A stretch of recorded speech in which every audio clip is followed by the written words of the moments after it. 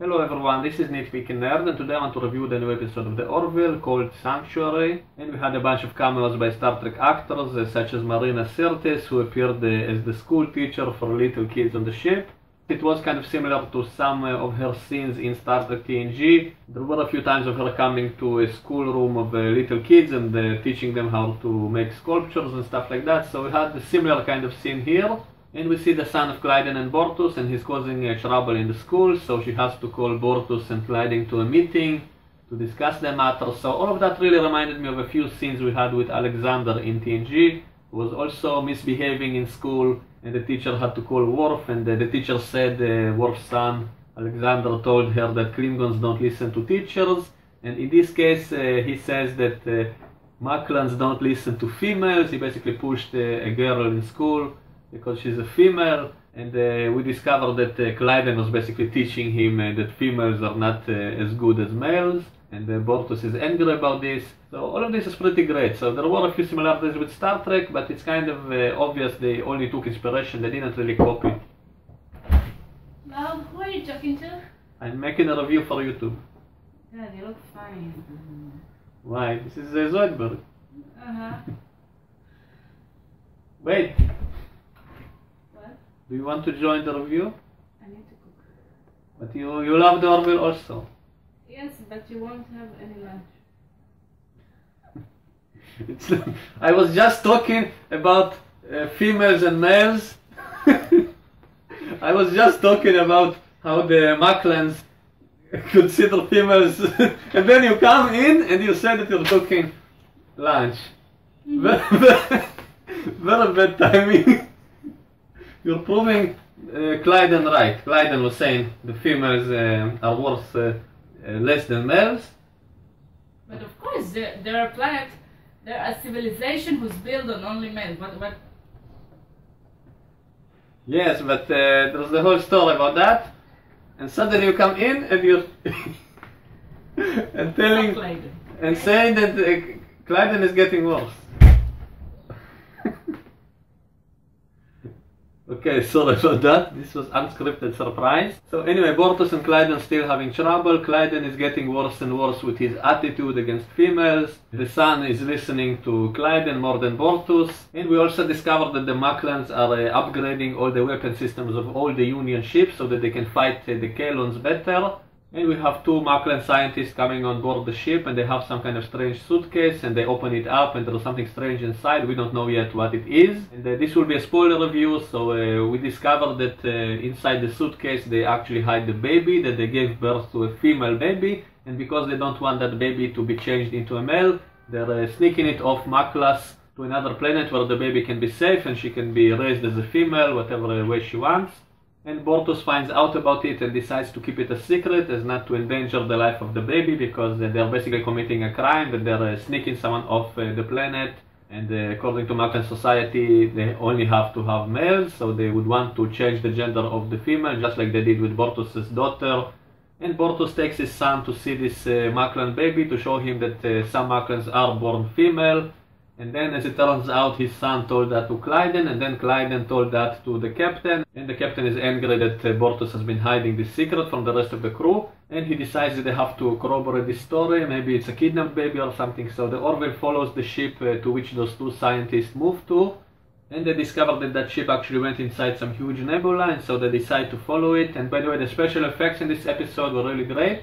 It reminded me of a few episodes of Star Trek and also the movie Star Trek Insurrection. And inside that nebula they find a secret planet with a Moclan colony of females. It turns out they've been sneaking away females for a long while and hiding them on that separate planet, because what they're doing would be illegal on Moclan. So if they want to live free, they have to form a different secret colony.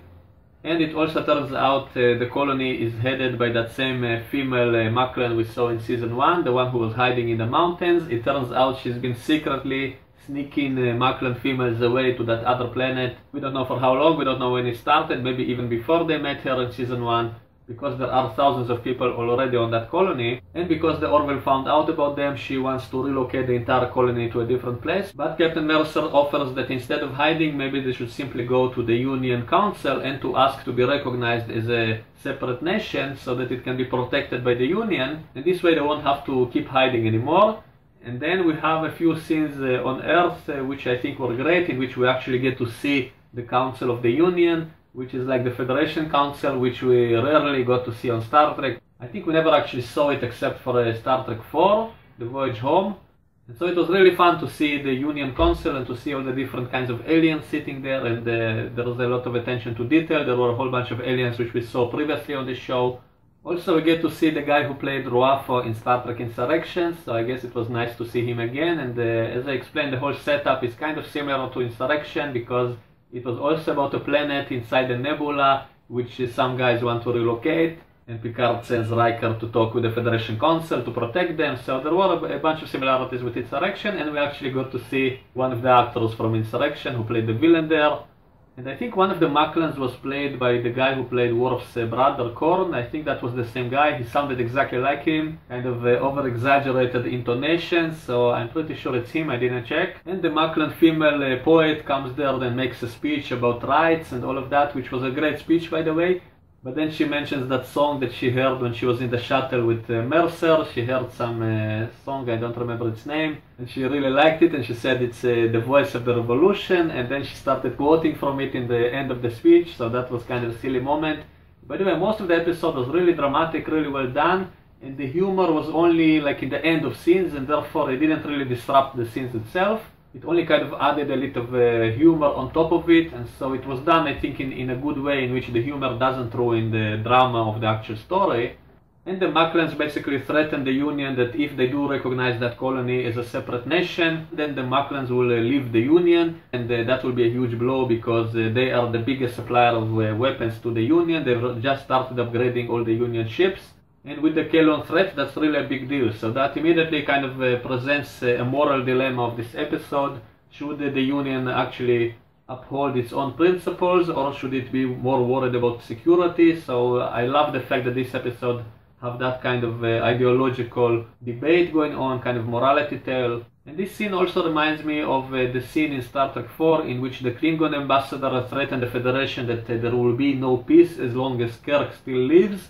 And so it's kind of similar, because, you know, the Moclans are like the Klingons, and so they threaten that they will break ties with the Union and maybe even go to the Krill and side with the Krill over this whole story with this colony, because this is extremely offensive to the Moclan culture. And then all the Union admirals get really worried, because they know that the Moclans are the biggest supplier of weapons to the Union, and that without them maybe they will not be able to stand against the Kelons. And so this poses a real morality question: what should be done? I mean, will they give up on their morals for the sake of security, or will they stand their ground? And that was really an interesting question. Like, I'm not sure what I would do if I was the president of the Union, for example. I have no idea what I would do under such a situation. Maybe it's kind of a necessary evil type of situation, because if it's necessary to protect all the lives of everyone in the Union, then maybe it is more important than the rights of a very small group which no one wants to kill. Technically, the Moclans simply want to take them back to their planet and to change all their genders to males, and so it's not really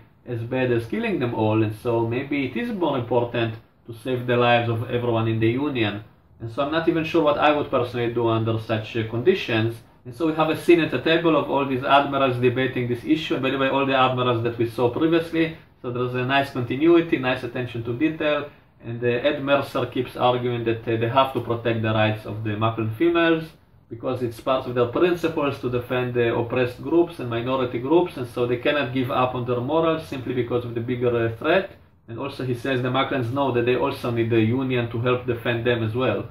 Also he makes an interesting point about that maybe if the Kelons do win and they wipe out all the planets, that the only planet that will survive, ironically, will be that same colony which is hiding inside the nebula, and that the Moclans will still be a one-gender species if that happens. So there were a whole bunch of scenes actually debating morality questions and the idea of should you give up your principle for the sake of security or not. So that's a really interesting question. That's what Star Trek used to do. And this episode of the Orville really emphasizes what the official Star Trek totally missed the point on what Star Trek is about. They're only doing all kinds of action stories and not really investing in a good story and characters and some kind of political morality tale. Almost nothing of that is in the official Star Trek, and yet the Orville is doing these kind of stories, which is what Star Trek was always doing. And I really love the scene in which Bortus finally puts Klyden in his place, telling him to his face exactly everything he's been doing wrong, the fact that he never tried to see the other side of the argument, he never tried to get to know the crew of the Orville, as Bortus did, and so he's totally unflexible, and that's why he still harbors all the same ideas of his species about females being inferior, which he also passes down to their son. And that scene was a great character development for Bortus especially, I think. And then before the Union Council makes a decision, the Moclans already launch an invasion into that colony, trying to take away all the Moclan females back to their planet. And then the Orville has to defend them, and Bortus even goes down and fights his own people. And I kind of predicted, I think, from early on in this series, I said that I predict Bortus will become kind of an exile from his own people, you know, just like Worf became an exile from the Klingons. So I kind of predicted that happening, but strangely it didn't. Despite the fact that Bortus was actually shooting at his own people, somehow there were no repercussions for that. I guess maybe he didn't actually kill anyone, he was using stun setting, so maybe because of that there are no repercussions for that. But I keep feeling that Bortus will be kind of a traitor to his people, an exile, because he stands for what's right. And I love the fact that there is an actual ideological question in this episode, because even Klyden and Bortus are on opposite sides of this question. And of course all the political stuff in the Union, because they have to make a decision, should the Union even be able to force its opinions on the individual planets, or should each planet be deciding what they want to do with their own population without the Union interference? And that's an interesting political question, and it's even similar to real arguments we have today about politics, such as the European Union and how much power they should have over its member countries and all of that. And so it's a really interesting political question, and the Union is kind of struggling with this question, and so we don't actually get a final decision because they already kind of start fighting on the planet, and then the Orville is defending that colony.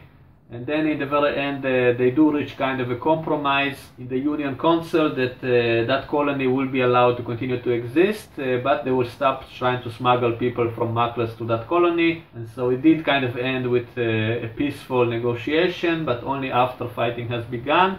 And all of that kind of reminded me of an episode of Star Trek TNG in which the Cardassians attacked a colony of settlers on Dorvan 5, I think it was in that episode Journey's End. And as the fighting started, Picard manages to negotiate some kind of solution with the Cardassian leader, and then the fighting stops after they get word about this solution being reached. And so we have similar kinds of scenes here, similar to Insurrection, which is also about a colony on some planet which is inside a nebula, and some bad aliens want to evacuate them, and then the crew of the Enterprise have to fight to defend them.